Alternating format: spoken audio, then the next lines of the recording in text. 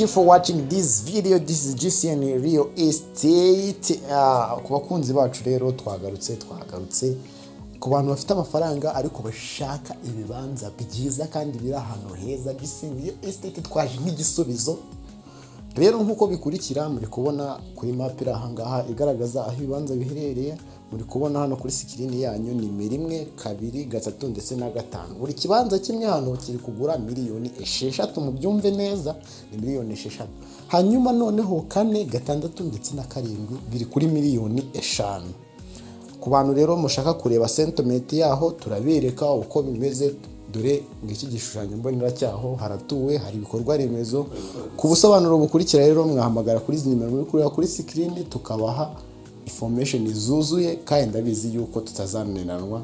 Ikaze kuri JCN Real Estate, muze tubahere ku giciro cyiza kandi muzabikunda. Murakoze.